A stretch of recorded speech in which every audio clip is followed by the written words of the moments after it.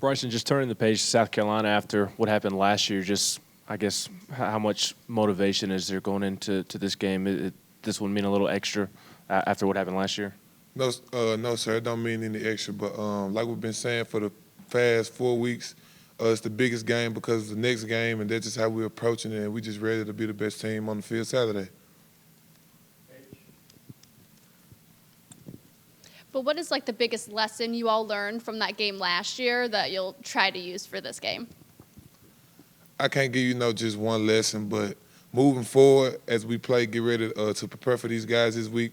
We just want to be very sound to detail, make sure we do everything that we need to do, prepare very well, as in watch what they give off, read a couple of keys so we can just perform at our best, play fast, and just execute what the coaches call so we can come out with the dub. Bryson, when you go up against a quarterback like Bryson or like Spencer Rattler, how important is it to keep your rush lanes because he can kind of move around back there and make some things happen?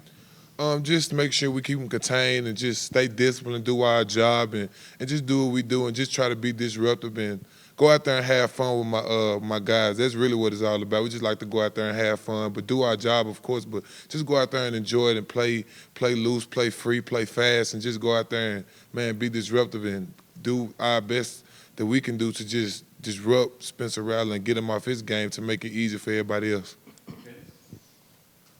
Two questions. I'll ask them separate. How do you guys feel like you're rushing the passer with your front four right now? Of course, it could be better, but that's just a part of it. We just want to continue to get better. I mean, right now I feel like we're decent, but we want to be the best. So it's always more work to be put in, and just continue to working on our craft and just really focus on little details to help us be good, but we want to be great. So just little things like that and just being very attention to details of what we do every day.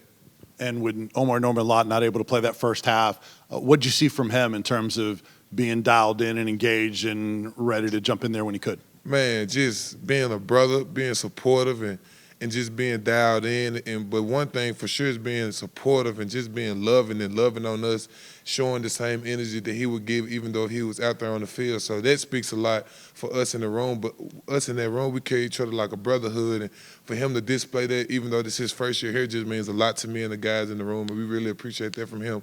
And just when he got out there, got him a sack, just staying ready, being ready, and I'm just happy for him. And I'm glad we got like somebody like that in the room with us too. Just it's like a real brotherhood in there, so everybody be happy for each other, supportive. So it's love for real. Same quarterback, obviously, that y'all faced last year. So have y'all watched the film of last year's South Carolina game recently?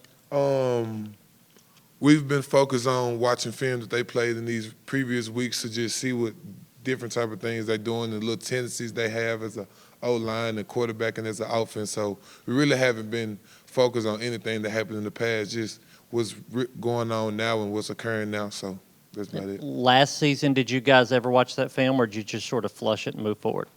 Yes, sir. Of course, we watched it. We watched it. Bryson, going back to the Florida game, what was different in the second half to the first half, especially in terms of stopping the run? And do you feel like what changed in the second half carried over to UTSA? I feel like it was just the mindset. We chose that we was going to do it and that we wanted to do it, so we did it. And that's really it to it. Like, we just came together, dialed in, and did what we were supposed to do. Hated that it came in the second half, but we got it done, and we want to continue to carry that mindset throughout the season. Last week, Tim Banks said that love, trust, and urgency is a huge part of what you guys do. How do you see that translating in practice to build that team unity? I know for a fact in the D-line room, we play for each other, go hard for each other, strain for each other. It's like like I said earlier, a big brotherhood that we want to work for each other and, be our best for one another. So I think love, trust, and urgency has a lot to do with what we got going in the D-line room and how we want to play for each other and just be the best and support each other and love on each other, whether it's getting on you, tough love, or give me a hug love. So I just love that about our defense, our team, and my D-line unit. So I love it. I love it. Bryson, going back to last week, you and Tamarian obviously got to have a moment with Martavius after the game. What was that like to have you three reunite after y'all came here together? It was crazy, man. Like, to just know how far we came from me and T-Mac playing Little League together, then middle school, then high school, and taking it all the way to college is just crazy and surreal.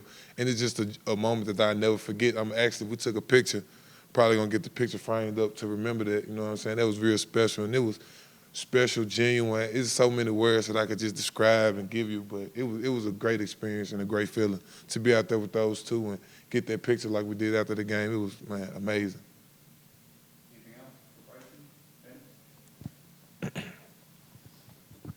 Just how well, from your vantage point, is Aaron Beasley playing right now for you guys?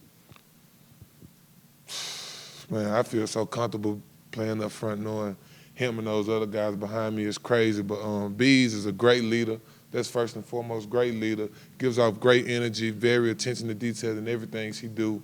Role model on and off the field. So it's just like the way that he carries himself is no reason. I mean, it's like no reason that he's not out there playing the way he's playing. So it's just great, and I love. And I used to play linebacker, so watching Bees kind of make me reminisce a little bit about, you know what I'm saying? But it's cool. I like watching them play and just enjoying them and enjoy being out there with them. So, yeah.